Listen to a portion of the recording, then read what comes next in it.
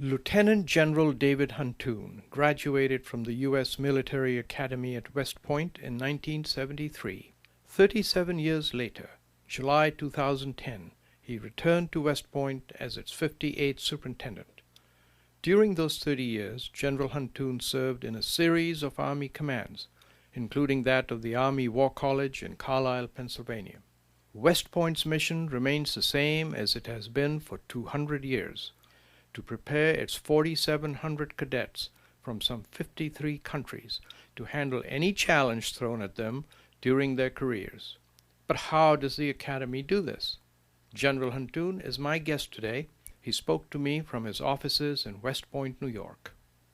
I'm interested in knowing how the Academy has adapted to the post-9/11 era. Is the idea that a core education is what a cadet needs still in place? Have there been any wholesale changes?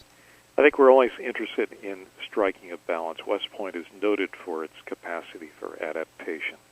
And you, of course, so much more than others, understand this era of persistent conflict, the rapid change that's taking place around the world. And we've got to adapt here at West Point, too. And I think we do that in a lot of very interesting ways.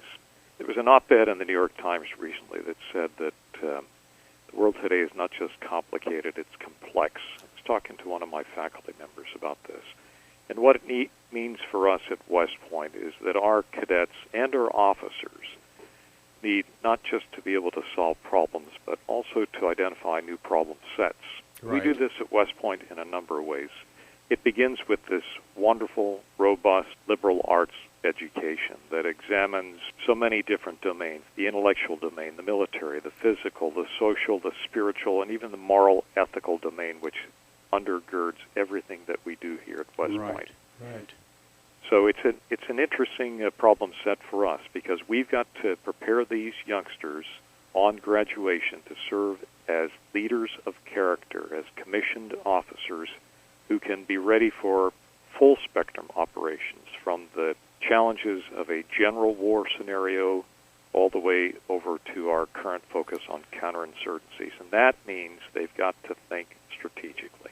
It must be a real tough thing to do, because if we've changed so much in the last 10 years, it's just impossible to predict what's going to happen in the next 10. So your point about a general education is really important, isn't it? It is.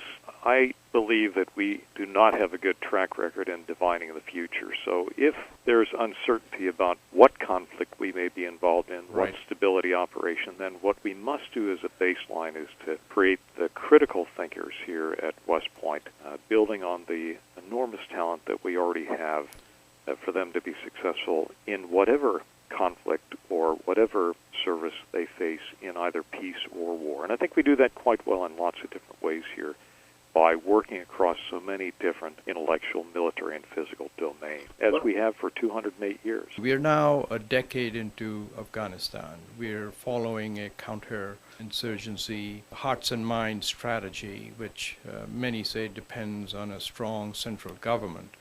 We keep reading that the president of Afghanistan runs a rather corrupt administration. Now the New York Times says that many of these administration officials are on the CIA payroll. Whether that's right or wrong is not the point of my question. My point is, if I'm a cadet at West Point and I read all these conflicting streams and then I listen to my lectures, how do I process this? Is that a fair question? It's a great question, and I think that's the timeless challenge that all educators have, particularly at a military academy. And so how do we resolve this? Well, the answer is we strike a balance. We study conflicts from the Peloponnesian Wars to case studies today from Mosul or Kandahar. Right. And in that mix, in that capacity to study all those inputs, then we are going to best prepare our youngsters for the challenges that they face. We know today that in modern conflict, it's both about the kinetic, that is to say, fighting and winning the nation's wars, but it's also equally about the non-kinetic. It's about kicking in doors, but it's also about, for our young officers, attending the local shura with tribal elders. Right. To listen first after the requisite number of cups of tea, and then to convey intent. It's about as much of understanding the need to provide an additional hour of electricity in a village in rural Afghanistan. It's about the security and support that must be provided for an elementary school in the suburbs of Basra, as much as it is in establishing a forward operating base, perhaps in the Korangal Valley. So these combinations, as you know so well, Sarwar, speak to this volatile, uncertain, complex, and ambiguous nature of the era of persistent conflict we live in today.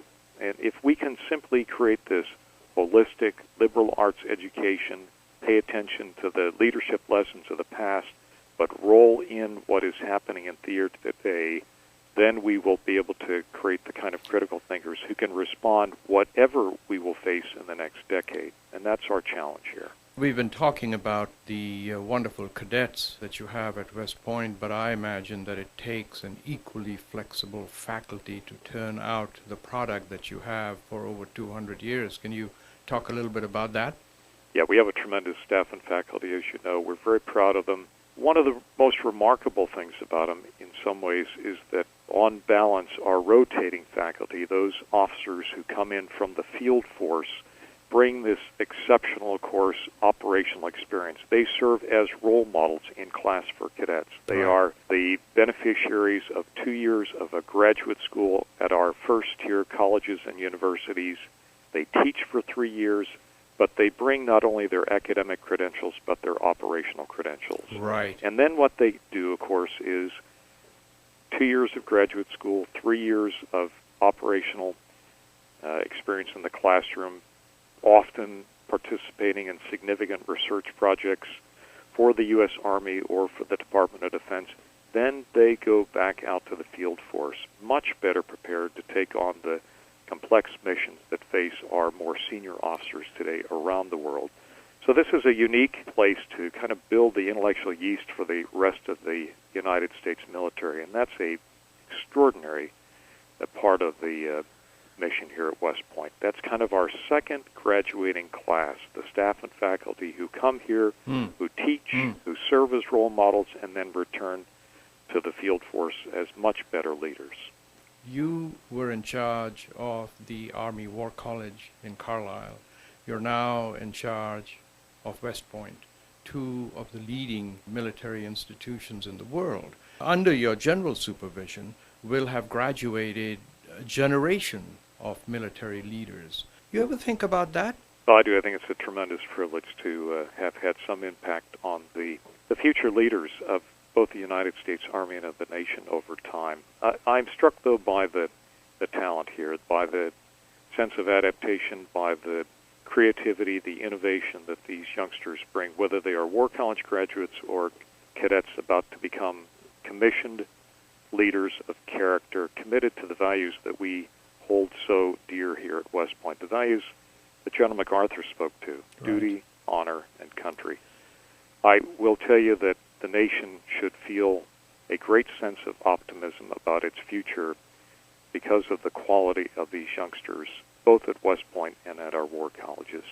The nation is in good hands. You've been listening to a conversation with General David Huntoon. On behalf of the Atlantic Council, this is Sarwar Kashmeri. Thank you for listening.